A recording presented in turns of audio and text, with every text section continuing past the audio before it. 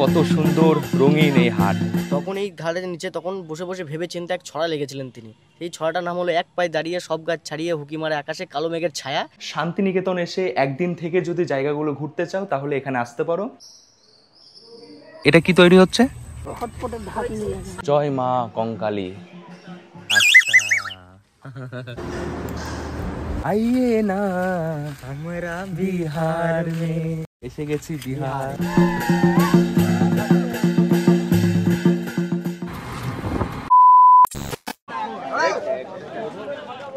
Hey hello বন্ধুরা, কেমন আছো সবাই? আশা করি সবাই ভালো আছো, সুস্থ আছো। আরো একটা নতুন ভিডিওতে সবাইকে স্বাগত জানাই। একদিনের জন্য যাচ্ছি বোলপুর শান্তিনিকেতন। ঘড়িতে সময় 6:52। তো নৈহাটি থেকে মা তারা এক্সপ্রেস করে যাব বোলপুর শান্তিনিকেতন। একদিনেই যাব, একদিনে ঘুরে আবারও আজকেই বাড়ি ফিরবো। তো এটাই প্ল্যানিং, সবকিছুই দেখাচ্ছি এই ভিডিওতে। এই ট্রেনে করে এখনই এলাম। তো বন্ধুরা, শান্তিনিকেতন এই ভ্রমণে, এই ট্যুরে আমার সাথে রয়েছে সায়ন ভাই। দুজন একসাথে যাচ্ছি। আমার তো বেশ ভালোই লাগছে, কারণ অনেকদিন পরে যাচ্ছি। মা তারা এক্সপ্রেস শিয়ালদা স্টেশন থেকে সকাল 7:20-তে ছাড়ে, আর প্রথম হল্ট নৈহাটি 7:54-তে। Will be passing from platform number 3.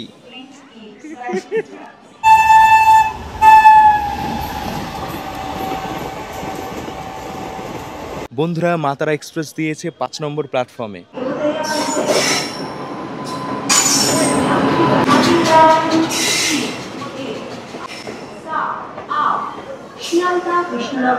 ঘড়িতে সময় 7:54, এসে গেছে মা তারা এক্সপ্রেস। আমাদের কোচ নাম্বার D1, D97-98। বাহ, সুন্দর। একটা উইন্ডো সাইড আছে, একটা পাশে। তো দেখো, এটাই হচ্ছে সিটিং অ্যারেঞ্জমেন্ট। এদিকে 3, এদিকে 3। বোলপুর শান্তিনিকেতন যাওয়ার জন্য একটা দারুণ ট্রেন এটা। প্রচুর মানুষ এই ট্রেনে করে যায়, সকাল সকাল পৌঁছানো যায়। সিটগুলো বেশ সুন্দর। নৈহাটি স্টেশনে 2 মিনিট দাঁড়ায়। অনেকটা জায়গার স্পেস আছে পা রাখার জন্য, একটা ব্যাগও রাখা যাবে এখানটায়। তাছাড়া উপরেও রাখার জায়গা রয়েছে, লাগেজ ওখানেও রাখতে পারো। বন্ধুরা, বেশি অপেক্ষা না করিয়ে তোমাদের বলে দিই এই ট্রেনের ভাড়া। এই ট্রেন প্রত্যেকদিন চলে শিয়ালদা থেকে রামপুরহাট পর্যন্ত। তো ভাড়া শিয়ালদা থেকে বলছি, শিয়ালদা থেকে বোলপুর শান্তিনিকেতন 2S ক্লাসের ভাড়া 85 টাকা, থার্ড এসির ভাড়া 515 টাকা, আর এসি চেয়ার কারের ভাড়া 315 টাকা। আমরা এখন 2S ক্লাসে বসে আছি, ভাড়া 85 টাকা। যদি নৈহাটি থেকে বোলপুর শান্তিনিকেতন যাও তাহলে ভাড়া পড়বে 75 টাকা। তো অনেক অল্প টাকায় তোমরা ঘুরে আসতে পারবে, খরচ খুবই কম।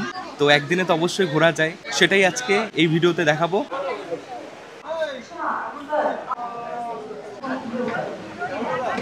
সময় হচ্ছে 8:07, ছেড়ে দিয়েছে ট্রেন।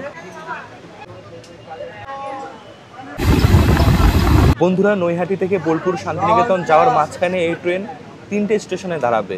সময় লাগবে 2 ঘন্টা 22 মিনিট, পৌঁছাবে 10:18-তে।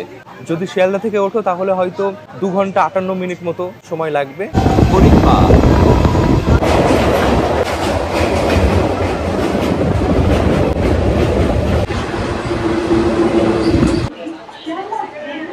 বন্ধুরা, পৌঁছে গেছে আমাদের এই ট্রেনের দ্বিতীয় হল্ট, ব্যান্ডেল স্টেশন। 1 নম্বর প্ল্যাটফর্মে ট্রেন এসে ঢুকেছে।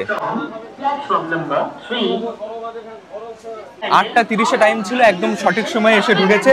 2 মিনিট এই স্টেশনে দাঁড়াবে, এরপরে সোজা বর্ধমান।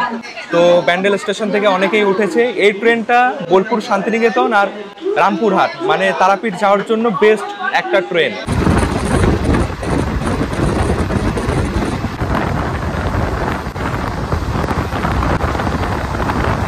ব্যান্ডেল থেকে বর্ধমান মাঝখানে অনেকটা গ্যাপ। এই সময় ট্রেনটা ভালো স্পিডে চলে, এখন চলছে 108, 110 এরকম। মাঠে এখন নতুন ধান গাছ লাগিয়েছে, যেজন্য একদম সবুজ। আর তোমরা জানোই যে বর্ধমান জেলায় ধান চাষ অনেক বেশি হয়।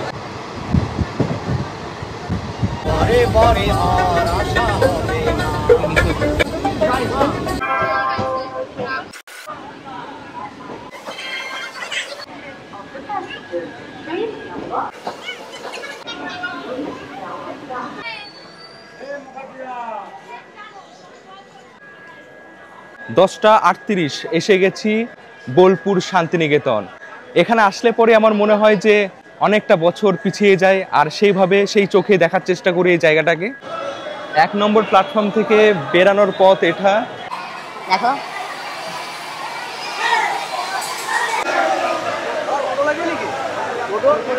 দেখো তোমার ভিডিও দেখি। হ্যাঁ ভিডিও দেখো, বাহ বাহ বাহ। এই দেখো বেরানোর সাথে সাথে দেখা হয়ে গেছে দাদার সাথে, আমার ভিডিও দেখে। আচ্ছা আচ্ছা, ভালো। হ্যাঁ তুমি যাবে? এই দেখো স্টেশনের বাইরে বেরালে পর অনেক এরকম টোটো দেখতে পারবে।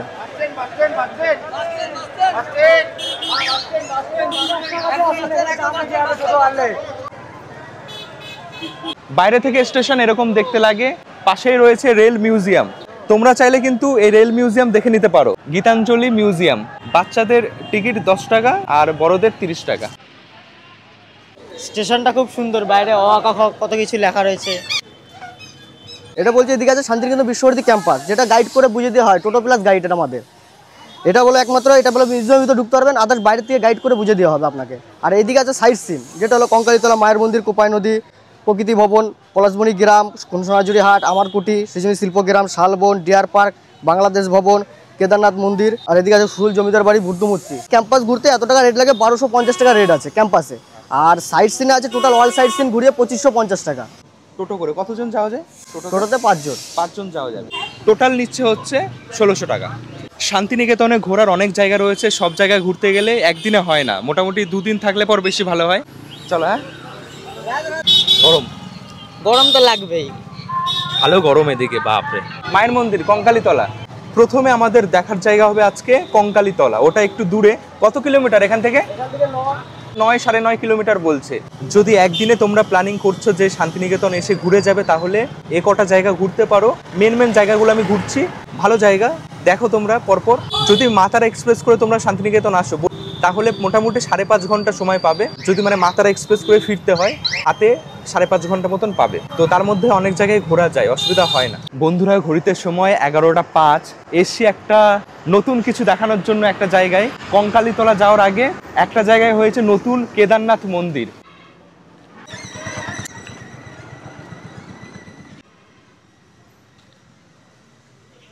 শান্তিনিকেতনে এখন কেদারনাথ, হেবি না? ভালো বানি, একদমই কেদারনাথ মন্দিরের মতন বানানো। এটা হচ্ছে মন্দিরের ভেতরে।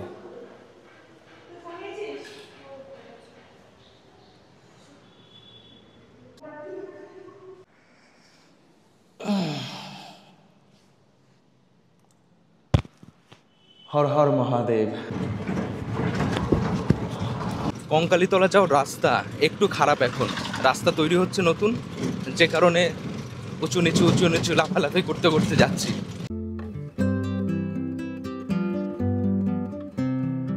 সামনে মন্দির, হ্যাঁ পেছনে কোপাই নদী। এসে গেছি। জয় মা কঙ্কালী। দেখছো বন্ধুরা, এটাই হচ্ছে কঙ্কালীতলা। প্রবেশ করে তোমরা এরকম দেখতে পারবে।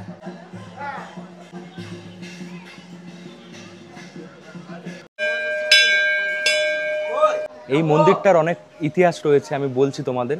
আগে দর্শনটা করে নিই, ভেতর থেকে গিয়ে। ভেতরে ক্যামেরা করা যায় না। কঙ্কালীতলা 51টা শক্তিপীঠের একটা। এখানে মায়ের কোমর পড়েছিল, সেই কোমরটাকে প্রথমে পেয়েছিল কিছু ডাকাতেরা। তারা এখানে পুজো দিত। পুজো দেওয়ার পর যখন অনেক মানুষ এখানে জড়ো হওয়া শুরু হলো, তখন তারা কি করে, ওই কোমরটাকে এই কুণ্ডের মধ্যে ফেলে দেয়। বহু দূর দূর থেকে মানুষ এখানে আসে। আমি প্রথমবার এখানে এলাম। তোমরা সহজে পুজো দিতে পারবে। আর মন্দিরের আশেপাশে অনেক দোকানপাটও দেখছি, হাটের মতন বসেছে। ওম নমঃ শিবায়, জয় মা তারা। বন্ধুরা এটা হচ্ছে মন্দির। মন্দিরের বাঁ পাশে এই জায়গা দেখছি, এখানে হাটের মতন বসেছে। সোনাঝুরিতে যেমন দেখা যায় তেমনই এখানে আমি দেখতে পাচ্ছি। মন্দির চত্বর অনেকটা বড়।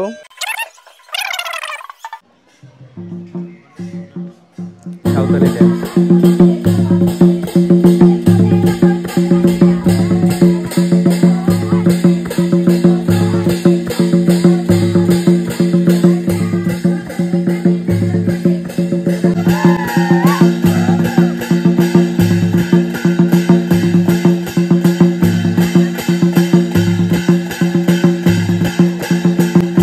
ভালোই তো বেশ। যদি কোনো কারণে সোনাঝুরি হাট মিস হয়ে যায়, দেখা না হয় সময়ের জন্য, তাহলে তোমরা এখানে এসেই সোনাঝুরি হাটের সেই মজাটা পেয়ে যাবে এই কঙ্কালী তলায়। আমি জানি না এটা প্রত্যেকদিন বসে কিনা। এই হাটটা রোজ বসে এখানে? না, ওই 3 দিন বসে সপ্তাহে। সপ্তাহে 3 দিন। কি কি বার? শনি, রবি, বুধ। আচ্ছা, এই হাট শনি, রবি আর বুধবার বসে। কোপাই নদীর ঘাট, এখানে নামতে পারবি। বন্ধুরা, এটাই সেই নদী, কোপাই নদী, যে নদীর কথা উল্লেখ করা আছে রবি ঠাকুরের কবিতায়। তো এটা কিন্তু খুবই সুন্দর একটা নদী। দেখো, এখন বর্ষায় জল অনেক বেশি আছে। মন্দিরের একদম পেছনেই এই কোপাই নদী। অনেক জায়গা থেকে এই নদী দেখা যায়, তোমরা যে কোনো জায়গা থেকে দেখতে পারো। সবাই এখানে স্নান করছে, আমারও মনে হচ্ছে আমি একটু স্নান করি। সত্যি ইচ্ছা করছে স্নান করতে, যদি সময় থাকতো অবশ্যই করতাম। জলও ঠান্ডা।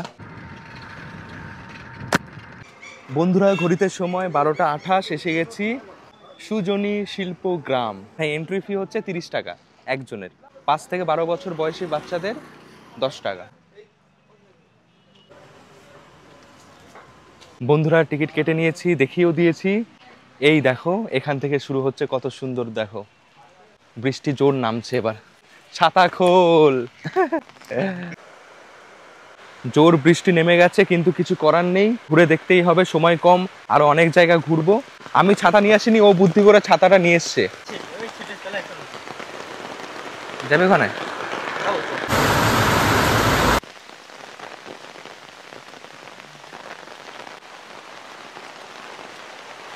বাংলা, এটা বাংলার ঘর।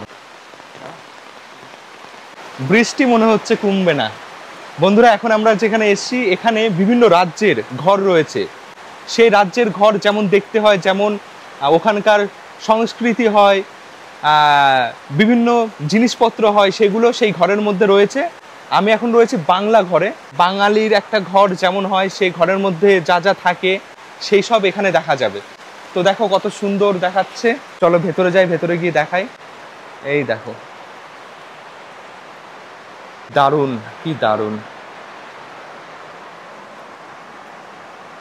মাটির সব তৈরি।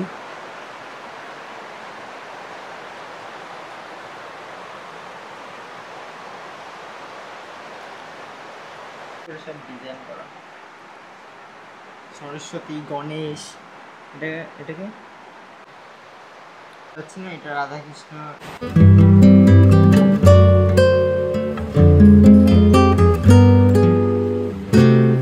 মাত্র 30 টাকায় অনেক কিছু দেখা যাবে, জানা যাবে। বাঁকুড়ার মাটির ঘোড়া, পুরুলিয়ার ছৌ নাচ, যে মুখোশ তৈরি হয়, সেই মুখোশ এখানে তৈরি করা হচ্ছে, সেটা বোঝানো হয়েছে এখানে। দেখো, আমাদের ভারতবর্ষের একটা রাজ্যের প্রত্যেকটা জেলার আলাদা আলাদা বৈচিত্র্য। এটা পুরো আসল। পালকি করে যাচ্ছে নতুন বউ বিয়ে করতে, নাকি বিয়ে করে যাচ্ছে বাড়িতে? বিয়ে করে শ্বশুর বাড়ি যাচ্ছে। যেমন আগেকার রিচুয়াল গুলো যেগুলো হয় সেগুলো। এখন তো সব গাড়িতে চলে যায় না। এটা বাঙালির আর কি। হ্যাঁ, এগুলো আগে তো পালকি ছিল, এখন মতো গাড়ি তো ছিল না। আগে তো অন্ধকারের মধ্যে খালি পায়ে পালকি নিয়ে 4 জন যেত। হ্যাঁ, এখানে কি লেখা রয়েছে? উড়িষ্যা। এই ঘরটা উড়িষ্যা রাজ্যের সমস্ত যা যা থাকে আর কি, পটচিত্র ঘর লেখা রয়েছে। এই দেখো,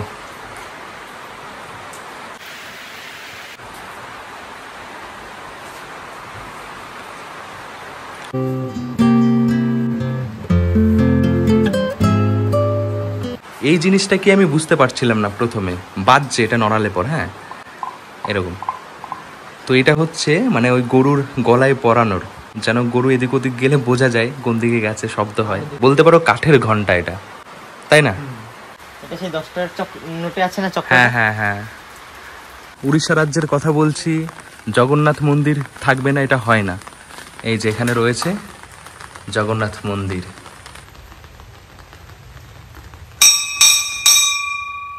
ড্রাগন, এটা কোথায়? এটা হচ্ছে বিহার, সিকিম। সিকিম। চলো যাই ভেতরে, দেখাই তোমাদের। এসে গেছি সিকিমের একটা ঘরে।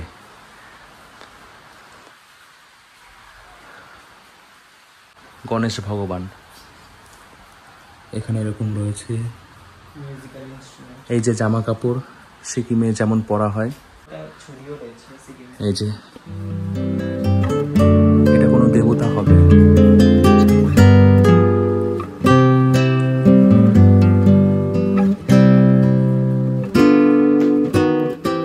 ওখানে নৃত্য এটা না, আইয়ে না আমরা বিহার মে, এসে গেছি বিহার। এই যে বিহার।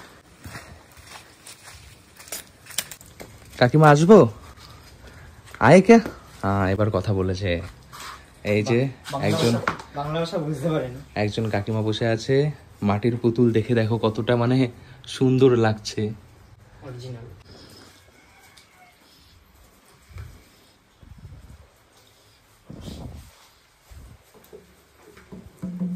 কি যেন বলে এটাকে, জাতি নাকি? এটা রান্নাঘর, রান্নার সবকিছু এখানে রয়েছে। কত বৈচিত্র্য আমাদের ভারতবর্ষ, কি বলিস? হ্যাঁ। ওই দিক থেকে দেখা শুরু করেছি, পরপর দেখে দেখে এদিকে আসছি। এটা আসাম, হ্যাঁ এটা আসাম রয়েছে, এটা ঝাড়খণ্ড, ওটা মণিপুর, ত্রিপুরা, আরও অনেক অনেক পরপর সব রয়েছে। প্রত্যেকটা স্টেটের ঘর এখানে রয়েছে। মণিপুর, চলো ভেতরে যাই দেখাই। এটা মণিপুরের ঘর। বাহ বাহ, এটা ওখানকার ট্র্যাডিশনাল পোশাক।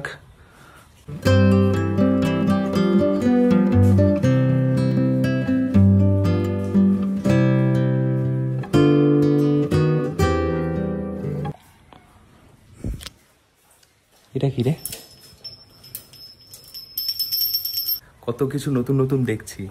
এখানে আসলে একটা জিনিস ভালো হবে, যদি কোনো স্টেট না ঘোরা থাকে তোমাদের, ওই স্টেটের ঘরে যাও, গিয়ে সবকিছু দেখে নাও। এটা হচ্ছে ত্রিপুরা, খুব তাড়াতাড়ি আমি ত্রিপুরা যাব। এটা হচ্ছে ত্রিপুরা, ত্রিপুরা রাজ্য আমি দেখাচ্ছি।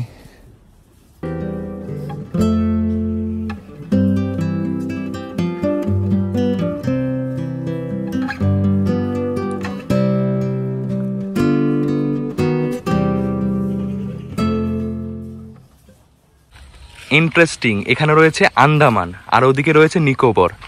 তো চলো দেখি আন্দামানে এই ঘরে কি রয়েছে। বাহ, এই যে সেই ট্রাইব। পুরো আসল জীবনযাত্রাটা ওদের ফুটিয়ে তোলা হয়েছে।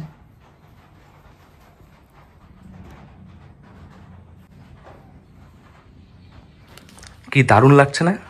ওদের পুরো আসল জীবনযাত্রাটা একদম ফুটিয়ে তোলা হয়েছে, সবকিছুই রয়েছে।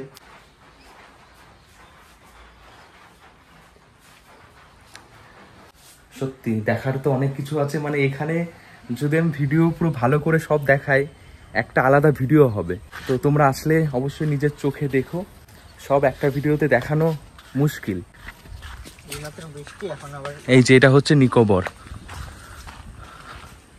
এই যে এখানে এরকম একটা পুকুর রয়েছে, পুতুল ঘর। এটা পুতুল ঘর, এখানে সব রয়েছে পুতুল। পুতুল পুতুল পুতুল, চারিপাশে পুতুল।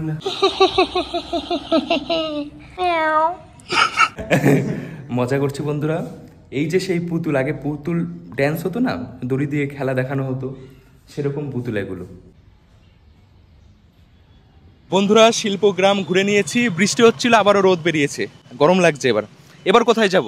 এবার এখান থেকে যাবো সুরুল জমিদার বাড়ি, যেখানে রানী রাসমণি সিরিয়ালের শুটিং হয়েছিল, আর দেবের একটা বইয়ের শুটিং হয়েছিল, যেটা ঢাকের তলে কোমর দোলে।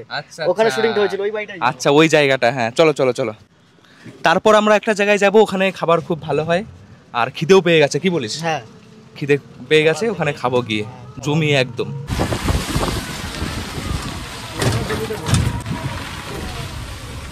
বন্ধুরা ঘড়িতে সময় 1:10, এসে গেছি সুরুল জমিদার বাড়ি, অনেক পুরনো।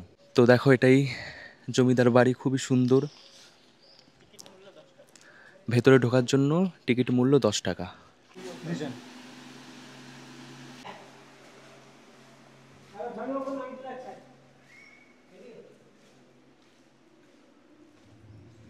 কি দারুণ রে ভাই। হ্যাঁ আগে এসেছিস? না, প্রথম। শান্তিনিকেতনে এসেছি, কিন্তু এই জায়গাটায় কখনো আসিনি, ভালো লাগে বেশ। বন্ধুরা দেখছো এটাই জমিদার বাড়ি, এই জমিদার বাড়ির ভেতরে এখনও দুর্গাপুজো হয়, যেটা বোলপুর মানে শান্তিনিকেতনের একটা বড় দুর্গাপুজো। এই যে জায়গা এখন আমি যেখানে দাঁড়িয়ে রয়েছি, মাঝখানে এখানে আলপনা দেওয়া থাকে, আর সামনে রয়েছে ওই দেখা যাচ্ছে মায়ের প্রতিমা ভেতরে তৈরি হচ্ছে। জয় মা দুর্গা।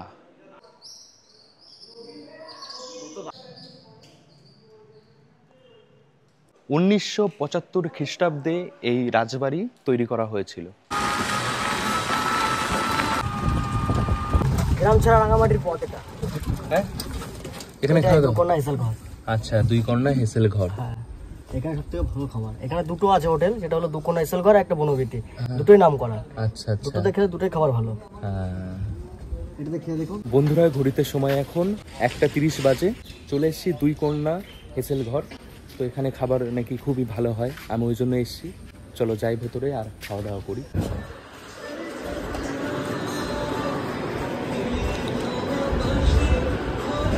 হ্যাঁ, এখানে মেনু রয়েছে। তো দেখো কত সুন্দর বসার জায়গা। এই রেস্টুরেন্ট একদমই এসি, ফুল এসি। অ্যাম্বিয়েন্সটা খুবই সুন্দর। এবার খাওয়া দাওয়া করে দেখি কেমন খেতে, খাবারের টেস্ট কেমন। 300 টাকার চিকেন থালি বলেছি, তাছাড়া এখানে মটন থালি, ভেজ থালি সবই আছে।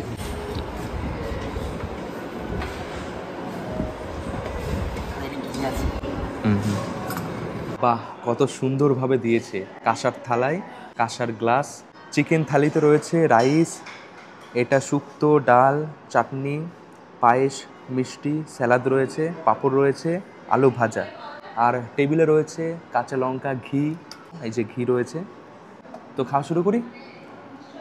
চিকেনটা এখনো আসেনি, চিকেনটা আসবে। আমার খিদে পেয়ে গেছে, আমি খাওয়া শুরু করছি।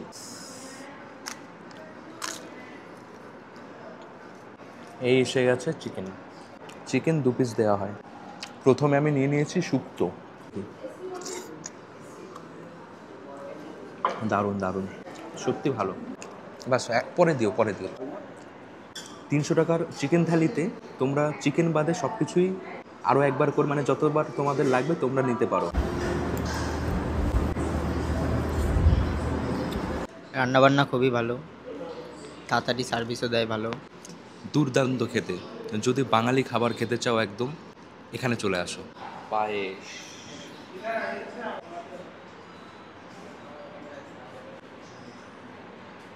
দুই কোণা হেসেল ঘরের মধ্যেই রেস্টুরেন্ট। আচ্ছা, খাওয়ার জায়গা তো রয়েছে, ওপরে থাকার জায়গাও রয়েছে।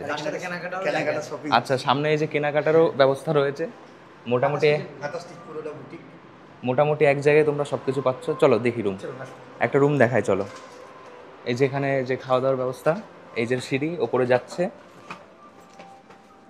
আমাদের রিসোর্টটা মানে প্রত্যেক ব্যানারে বা লোগোতে দেওয়া আছে কোপাই নদীর তলে, মানে সামনেই কোপাই নদী। এখান থেকেই আপনাদের কোপাই নদীটা দেখতে পাবেন। আচ্ছা আচ্ছা আচ্ছা, ওই যে মনে হয় না, এই জায়গা থেকে কুপাই নদী দেখা যায়। আমার কিন্তু জানা ছিল না, আমি খাচ্ছিলাম, দাদা এসে বললো যে এখানে থাকাও যায়। তাই আমি ভাবলাম তাহলে দেখিয়ে দিই তোমাদের। অনেক রুম আছে, দেখো, দেখতেও বেশ ভালো লাগছে। 106। বাহ, খুব সুন্দর। সবুজ মাঠ ঘাট দেখা যাচ্ছে, আর খুবই সুন্দর। দেখো, এই যে এটা হচ্ছে টয়লেট, গিজার আছে। শান্তিনিকেতন এসে একদিন থেকে যদি জায়গাগুলো ঘুরতে চাও তাহলে এখানে আসতে পারো। খুবই সুন্দর রুম। এখান থেকে কোপাই নদীও দেখা যাচ্ছে জানালা থেকে। সুন্দর বিছানা, সবই এসি রুম। ভাড়া কত এটা? 1500 টাকা। এখন সময় সময় কম বেশি হয়, দোলের সময় বা মেলার সময় ভাড়াটা বেড়ে যায়। আর বাকি সময় 1500 টাকায় পাবে 2 জন থাকার রুম। এটা 3জনও থাকা যায়, একজন ছোট বাচ্চা হলে পর। এটা দেখাচ্ছি ফ্যামিলি রুম, 4 বেডরুম, মানে 4জন থাকতে পারবে। হ্যাঁ, বড়জন। এই বেডটাকে আলাদাও করা যায়। আচ্ছা, ডবল বেড এক করা রয়েছে, এটা আলাদা করেও থাকা যায়। এই রুমে তোমরা টোটাল 4জন থাকতে পারবে। রুমটা বেশ বড়। এদিকে টয়লেট রয়েছে, টয়লেট তো একই রকমই হবে, তাও দেখায় তোমাদের। এই হচ্ছে টয়লেট, বেশ পরিষ্কার পরিচ্ছন্ন, খুব সুন্দর। অবশ্যই থাকতে পারো তোমরা এখানে। এখান থেকে ওই যে কোপাই নদী দেখা যাবে, বাইরে একদম সবুজ। তাল গাছগুলো রয়েছে ওখানে।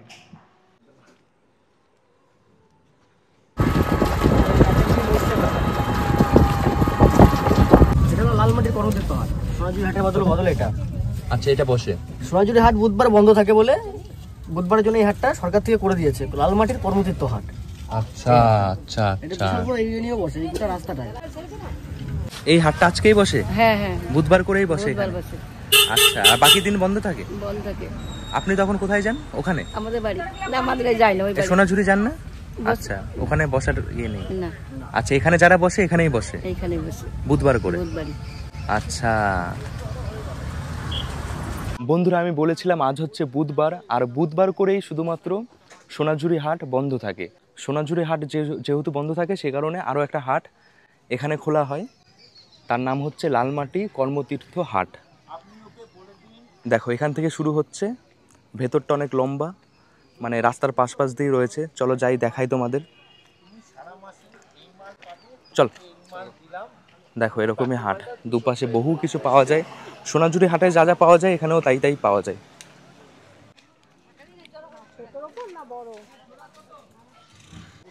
বন্ধুরা, যারা শান্তিনিকেতন আসবে কিন্তু ভাবছো যে শনি আর রবিবারে যাব, তাহলে এই সোনাঝুরি হাট দেখতে পারবো, তেমন ব্যাপার নেই।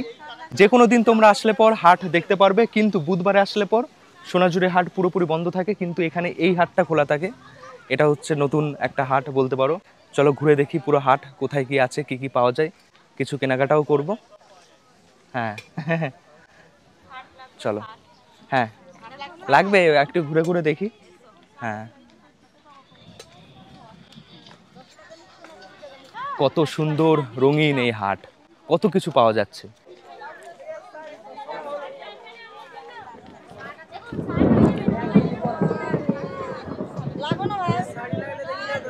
শাড়ি, তাহলে ভাই কিছু কিনবি তো নাকি? হ্যাঁ, কিছু কেনাকাটা তো করতে হবে। অবশ্যই কিনতে তো হবে। হ্যাঁ, এখানে এসেছি, না কিনে নিয়ে গেলে হয়? এই যে এখানে হাট শেষ হচ্ছে এই জায়গায়, অনেকটা বড়। এই শান্তিনিকেতনে যেসব মানে কাপড়ের সব পাওয়া যায়, জামা কাপড়, শাড়ি, এগুলো কিন্তু খুব ফেমাস।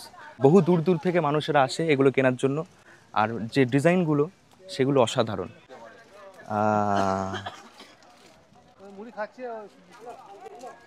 দেখো কত সুন্দর, এটা মাটির, এটা আমার ঝুলিয়ে রাখতে হয় গাড়িতে, গাড়িতে এটা রাখতে পারো। 30 টাকা জোড়া। এই 4টে নিচ্ছি, দুটো 2 কালার নিয়েছি, 60 টাকা। একটা জিনিস খুবই ভালো লাগছে, প্রত্যেকটা দোকানের সামনে একটা এরকম বসার জায়গা রয়েছে, যেখানে বসে সুন্দরভাবে সময় দিয়ে জিনিসগুলো দেখবে আর কিনবে। আর কিছু? হ্যাঁ, এই জিনিসটা কি রে ভাই? অনলাইনে তোমরা পেমেন্ট করতে পারবে। মেয়েদের সাজাগোছার আর অনেক কিছু রয়েছে। ভিডিও করলে হবে না ভাই? হ্যাঁ নেবো, নেওয়ার জন্যই তো এসছি। হ্যাঁ হ্যাঁ হ্যাঁ হ্যাঁ হ্যাঁ, কাকি বলছে নিতেই হবে, না হলে ছাড়বে না। সবাই ভিডিও করে চলে যায় বলো। দেখো অনেক কিছু আছে, এগুলো তো আমি বুঝি না কোনটা কে কেমন কি পছন্দ করে। এই সব কিছুই কিন্তু নিজের হাতে তৈরি, তাই বলছে কাকি। এই যে সায়ন নিয়েছে কি, এটা হার? আচ্ছা, টিয়া পাখির হার। কত দাম এটা? 170 টাকা। কোনটা ছেড়ে কোনটা নেবে কিছুই বুঝতে পারবে না, অনেক কিছু। এই হচ্ছে, এটা হচ্ছে গ্লাস ঢাকার দুটো পোস্টার বলে, 30 টাকা করে। তো নিয়ে নিয়েছি দুটো। দেখো কত সুন্দর সুন্দর ফ্রেম, কাপড় খুব সুন্দর। দেখো এটা বাঁশি, বাজাও তো দেখি একটু কেমন বাজে।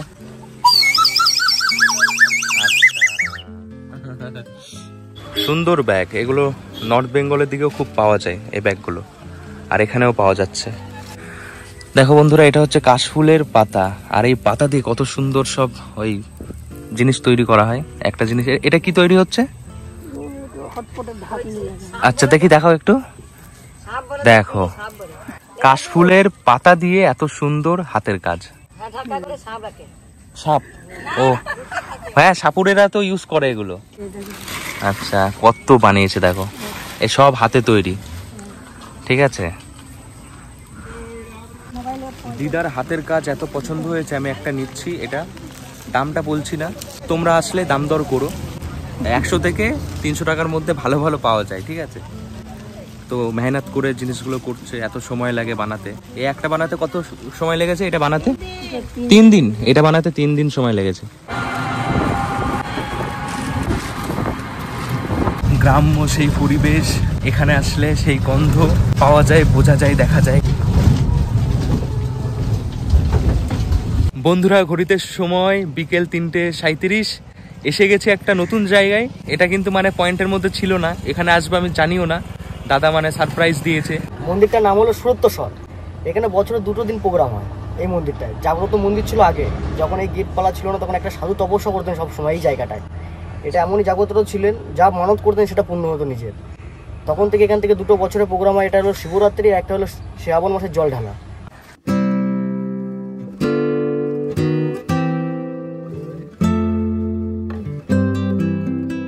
বন্ধুরা, আমাদের প্ল্যানিং ছিল যে মাতারা এক্সপ্রেস করে বাড়ি ফিরবো, 2:54 হয়তো টাইম ছিল। কিন্তু আমি যখন টিকিট করেছিলাম তখন ভেবেই আমি গণদেবতার টিকিটও করে রেখেছিলাম, যেটার টাইম রয়েছে সন্ধ্যা 6:01। এই কারণেই করে রেখেছিলাম, কারণ ভিডিও করতে সময় লাগে, তো যদি বাই চান্স না পাই তখন যেন ওটাই যেতে পারি বসে বসে, না হলে তো কষ্ট হবে জেনারেলে। তো তোমরা চাইলে কিন্তু মাতারা এক্সপ্রেস ধরতে পারবে সহজেই। আমরা পারিনি, আমরা গণদেবতা করে যাব। একটু এসছি, এই নতুন এই মন্দির দাদা নিয়ে আসলো, শিব মন্দির, খুব ভালো লাগছে। দেখি ইসাবাস তেঁতুল।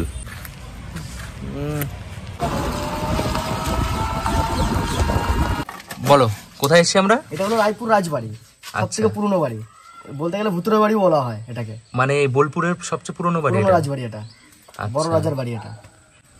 বন্ধুরা, এসে গেছি রাজবাড়ি। দেখো, এটা হচ্ছে গেট, এখানে টোটো রেখেছি।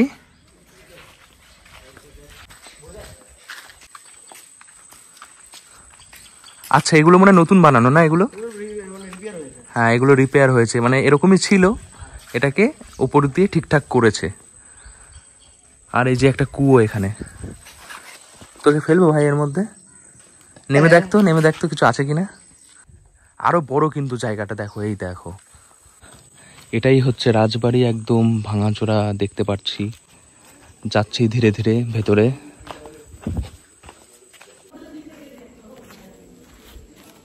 বন্ধুরা দেখছো, এটাই হচ্ছে রাজবাড়ির ভেতরে। হালকা গা ছমছমে জায়গাটা। হ্যাঁ, হালকা গা ছমছমে জায়গাটা।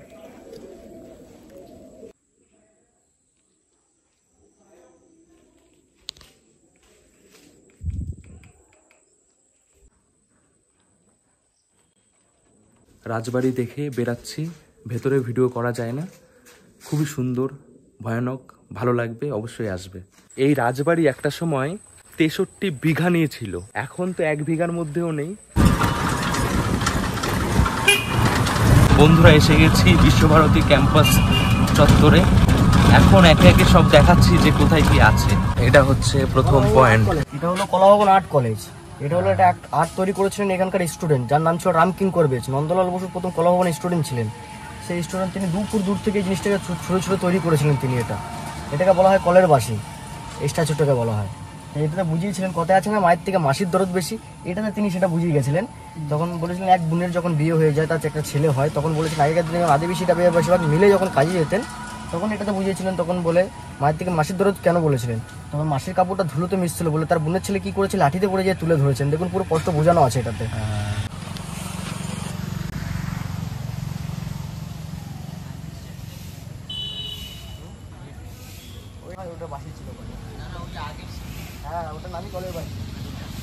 চুনা সুরকি ছুঁড়ে ছুঁড়ে দূর থেকে 2 ফুট দূর থেকে ছুঁড়ে ছুঁড়ে এটা বানানো।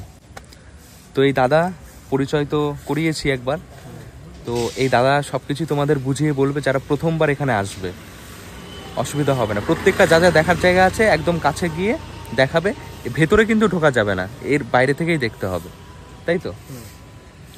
পাশে আরো একটা আছে, এই যে এই যে ভাস্কর্যটা দেখছেন, এটা বলা হয় আদিবাসী পরিবারের স্বামী স্ত্রী। তারা তখন তাদের ঘর বাড়ি ঝড় বৃষ্টিতে ভেঙে যাওয়ার পর আরেক গ্রাম থেকে আরেক গ্রামে বাসা বাঁধার জন্য তারা যাচ্ছিলেন। যেই পথে যাচ্ছিলেন সেই পথটার নাম ছিল গ্রাম ছাড়া রাঙামাটির পথ। তা অন্ধকার সেই রাস্তা, তারা রাস্তা খুঁজে পাচ্ছিল না বলে সেই কুকুরটা রাস্তার পথ দেখাচ্ছিল সাথে। দেখুন, সেটা বুঝিয়েছে, সেখানে আছে কুকুরটার সাথে ওদের। এই ভাস্কর্যটা কেন বুঝিয়েছিলেন? তখন আগেকার দিনে লালমাটির রাস্তায় তখন গাড়ি ঘোড়া ছিলেন না, তখন বাঘ পালকি ছিলেন বেশিরভাগ ব্যবস্থা, তাদের আরেক গ্রাম থেকে আরেক গ্রাম নিয়ে যাওয়ার জন্য। তখন এটাতে ভাস্কর্যটা সেই রামকিঙ্কর বেশ তুলে ধরেছিলেন এই ভাস্কর্যটা।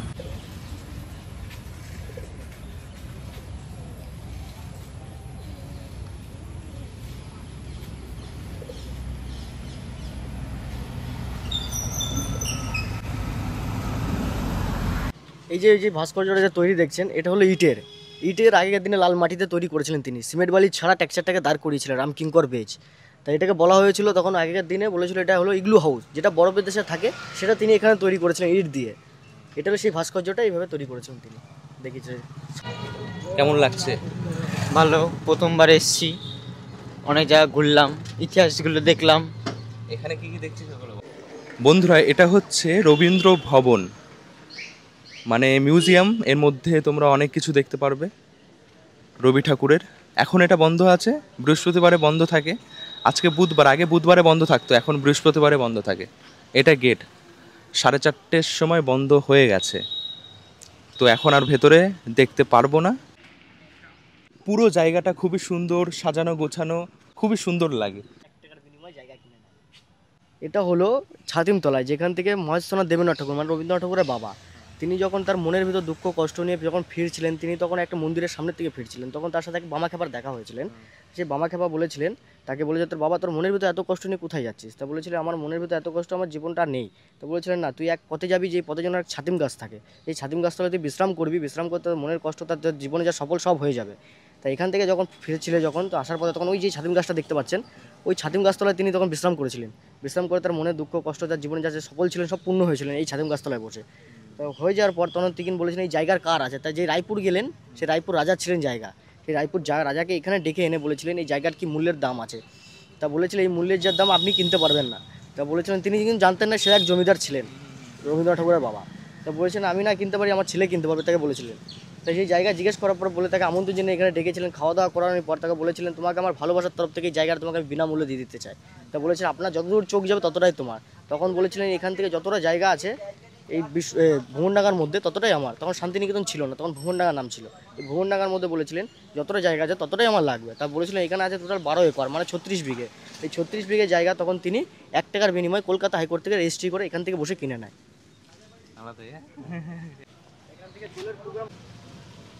এই দেখছো বন্ধুরা, এটা হচ্ছে শান্তিনিকেতন বাড়ি।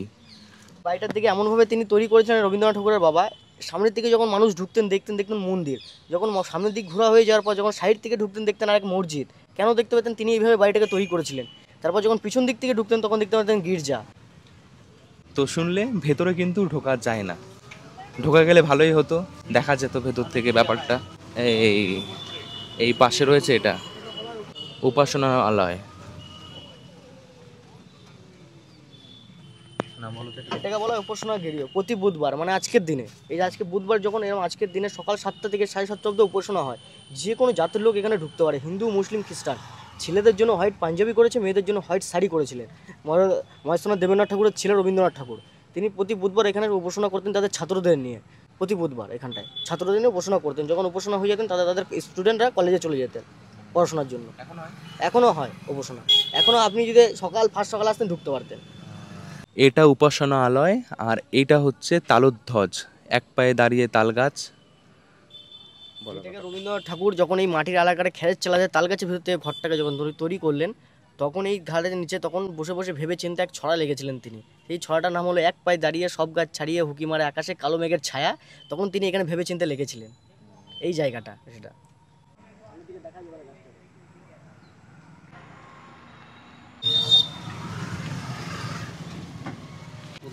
এটাকে 3 পাহাড়ি বটগাছ কেন নাম দেওয়া হয়েছিলেন?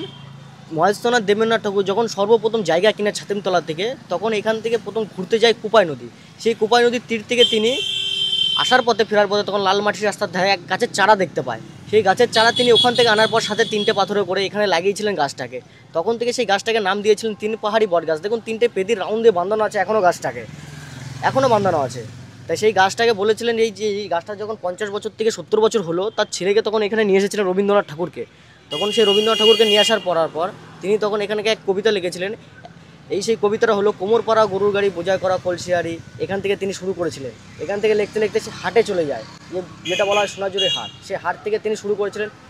হাট থেকে আরেকটা লিখেছিলেন যেটা বলা হয় কোমরপাড়া গরুর গাড়ি বোঝাই করা কলসিয়ারির সঙ্গে যাবে বংশীবদন। এই জায়গাতে শুরু করার পর লিখেছিলেন শুক্রবারে হাট বসেছে শুক্রবারে, তখন ওখান থেকে সপ্তাহে একদিন করে শুক্রবারে হাট বসতেন আমাদের, সেই হাটটা এখন ডেলি করে দিয়েছে, এটা শুক্রবারে বসতেন সোনাঝুরি হাটটা। আনন্দ পাঠশালায় যেই জায়গাটার নাম ছিল শান্তিনিকেতন আশ্রম বলে, এই জায়গাটার নাম দিয়েছিল রবীন্দ্রনাথ ঠাকুরের বাবা মহেন্দ্রনাথ দেবেন্দ্রনাথ ঠাকুর। জায়গাটা আশ্রম বলে নাম দিয়েছিলেন, তখন আশ্রম খুলেছিলেন এখানে। তার ছেলেকে এখানে নিয়ে আসার পর তার ছেলে কী করেছিলেন, এখানকে তার ছাত্রদের পড়াশোনার জায়গা করে দিয়েছিলেন। এই ছোটো ছোটো বাচ্চাদের শিশুদের গাছতলায় বসে যেভাবে পড়াশোনা তিনি করিয়ে গেছিলেন আগেকার দিনে, এখনও সেই পড়াশোনা চলে গাছতলায় বসে। আর বর্ষাকালের জন্য এখানে একটা বাড়ি আছে, খেরের চালা মাটির বাড়ি, সেই বাড়ির ভিতর বর্ষাকালের জন্য পড়াশোনা হয়। সেই বাড়িটার নাম হলো দেউলি বাড়ি। দেউলি বাড়ি তিনি তখন নাম দিয়েছিলেন কেন, এই দেউলি বাড়িটার নাম দিয়ে তখন রবীন্দ্রনাথ ঠাকুরের স্ত্রী যখন মারা যায় ক্যান্সারে আক্রান্ত হয়ে, তখন কলকাতা থেকে আনার পর ডেড বডিটা 1-2 মিনিটের জন্য ওই বাড়ির ভিতর রাখা হয়েছিলেন। তখন থেকে রবীন্দ্রনাথ ঠাকুর এই বাড়িটার নাম দিয়েছিলেন দেউলি বাড়ি। এখনও সেইভাবে পড়াশোনা এখানে চলে এখনও। এরপরে আছে পাটাভবন, যেখানে ইন্দিরা গান্ধী পড়াশোনা করেছিলেন রবীন্দ্রনাথ ঠাকুরের বাবার কাছে এসে। বাচ্চারা পড়াশোনার সময় যখন ট্যুরিস্ট আসে তখন তো বাচ্চারা তো এদিকে তাকাবেই, তো সেই জন্যই ঘেরা দিয়ে দিয়েছে এই সবুজ কাপড় দিয়ে, যেন এদিকে কেউ না তাকায় আর ট্যুরিস্ট যারা আছে তারা যেন ওদিকে দেখতে না পায়। এই যে দেখছো সামনে, এটাই হচ্ছে পৌষ মেলার মাঠ, এখানেই পৌষ মেলা করা হয়। শান্তিনিকেতন ক্যাম্পাস যখন শুরু করি আমরা এখান থেকে শুরু করি, যেটা হলো দক্ষিণ হাওয়া বাড়ি।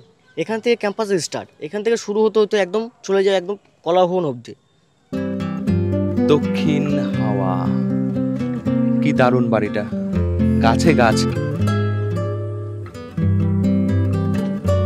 বাইরে কত রকম গাছ। তো বন্ধুরা, শান্তিনিকেতন ঘোরা আমাদের এখানেই শেষ হলো এই দক্ষিণ হাওয়া ঘর দেখে। এবার সোজা আমরা যাব স্টেশন।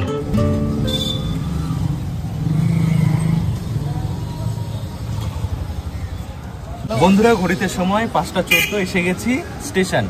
তো অয়ন ভাই, কখনো দাদা বলছে কখনো ভাই বলছে, যাই হোক আমার থেকে ছোটই হয়। তো তোমরা যদি শান্তিনিকেতন আসো অবশ্যই এই ভাইয়ের সাথে ঘুরতে পারো, আমি নাম্বার দিয়ে দিচ্ছি, খুবই ভালোভাবে ঘোরাবে। আমার তো বেশ ভালো লাগলো, আর এটা আরও বেশি ভালো লাগলো যে আমার ভিডিও আগে থেকে দেখে, আমাকে চেনে।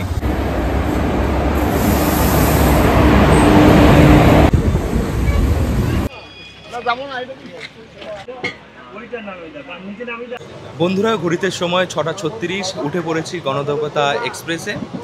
তো আজকের এই ট্যুরটা কেমন লেগেছে অবশ্যই কমেন্ট করে জানিও। তোর কেমন লেগেছে বল? ভালোই লেগেছে, অনেক কিছু এখানে এসে জানতে পেরেছি, অনেক নতুন অভিজ্ঞতা হয়েছে, ভালো লাগলো। অনেক কিছুই দেখলি যেগুলো আগে অনেক কিছু দেখিনি। দেখলাম আগে যেগুলো দেখিনি, বেশ ভালো। তো আজকের এই ভিডিওটা আমি এখানে শেষ করছি। 8টা 30-এ এই ট্রেনটা ব্যান্ডেল স্টেশনে পৌঁছাবে।